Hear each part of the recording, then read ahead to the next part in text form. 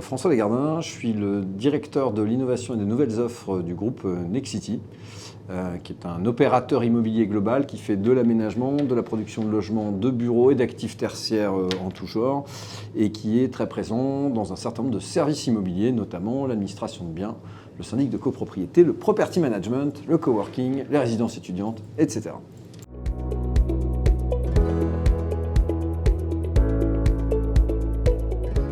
Alors marché intéressant, qui a vécu de grandes heures, puis qui a objectivement vécu un ralentissement assez fort pendant un certain nombre d'années, qui revient en force maintenant depuis plusieurs années, en partie de notre point de vue drivé par tout ce qu'a trait à l'achat via le net. On a vu un bouleversement du retail avec une partie d'acteurs qui ont gagné une partie de cette bataille, notamment qui sont les logisticiens, puisque plus on achète en ligne, plus on va amener de transport. La mondialisation a bien évidemment permis à peu près à tout à chacun d'acheter n'importe quoi, n'importe où.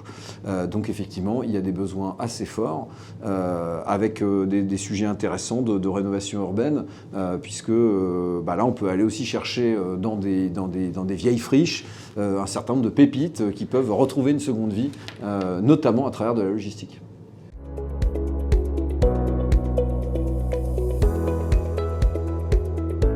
Alors elle va jouer un rôle majeur, elle a une importance sur la décarbonation générale de l'économie française, puisque bien évidemment ces déplacements ils sont aussi générateurs de carbone, donc la manière dont on va penser la logistique, qu'elle soit urbaine ou dans des territoires plus éloignés, va jouer un rôle majeur.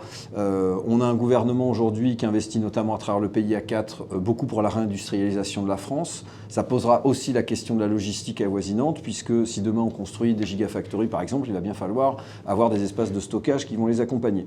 Donc on est à la croisée des chemins entre des sujets dans lesquels il va falloir quand même préserver une place pour la nature, avoir une logique coordonnée avec la production d'énergie renouvelable, puisque ces centres logistiques ils vont être consommateurs de ces énergies.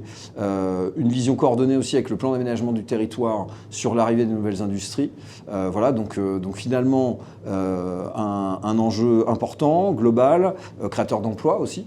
Et puis toujours cette question de la logistique du dernier kilomètre à la proximité des centres urbains ou dans les grandes métropoles. On va rester quand même aussi sur ce sujet qui est finalement comment on arrive dans un monde où les métropoles ont un peu tendance à chasser la voiture, à assurer cette logistique du dernier kilomètre. Donc ça crée plein de produits logistiques assez polymorphes avec des petites surfaces, des moyennes surfaces, des très grandes surfaces. Donc non, c'est un beau terrain de jeu. C'est un beau terrain de jeu.